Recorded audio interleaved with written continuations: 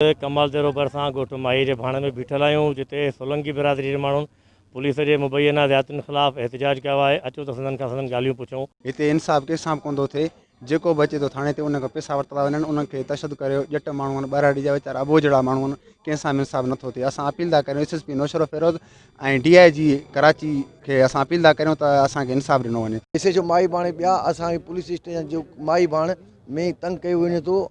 इन जे करे नाजाइज़ FIR शनाख्ती card माण्हू जमा कराइजा वञनि था, वरी घुराए वञे थो, वरी थाणे बंदि कयो वञे थो त बाबा पैसा ॾेई पंहिंजी जान छॾायो। इहा नाइंसाफ़ी आहे। असांजी अपील आहे DIG साहब SP नौशहर ज़िलो खे त असां ते इन ते अमल कनि ऐं इहो स्टाफ जेको बि आहे बदिली कयो वञे। तमामु पुलिस तंग थी करे जेका रिटायर पुलिस वारा आहिनि उहे बि असांखे तंग करे रहिया आहिनि। असां ॾियाड़ी ते मज़दूरी कंदड़ आहियूं, ठीकु आहे। उन खां पोइ हेॾे लॉकडाउन में असांजो मुतालबो SP नौशहर खां IG खां आहे त असांजे फ़ौरन असांजो इंसाफ़ कयो वञे। असांजो मुतालबो इहो आहे। हीअ असांखे ज़लील कयो थो वञे, तज़लील कयो थो वञे। असांजी मज़दूरियूं लॉकडाउन में असांखे परेशान, पुलिस घरनि ते चढ़ायूं।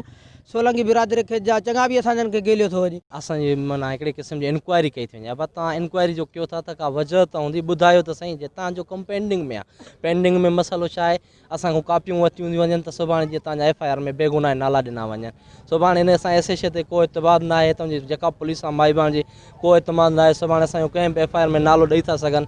कूड़ियूं FIR जा दाबा था ॾियनि, पैसा ॾियो, पैसा नथा ॾियूं त बाबा अचो तव्हां साईं खे चऊं हिते ऐं असांजो पेश थियो। पेश नथा ॾियूं त बि साईं खे चऊं दाबा असां SP नौशरो फिरोज़ ऐं IG साहब खे अपील था कयूं त महिरबानी करे असां सां इंसाफ़ कयो वञे। तव्हां सदन ॻाल्हियूं ॿुधियूं। हिननि जो चवणु आहे त हद जो SHO हद कमाल जो SHO असांजे ख़िलाफ़ु कूड़ा केस करे असांजे ख़िलाफ़ु इंतिकामियूं कार्रवाई करे हिन असांजा ऋण ॿाड़े ॾिनो आहे।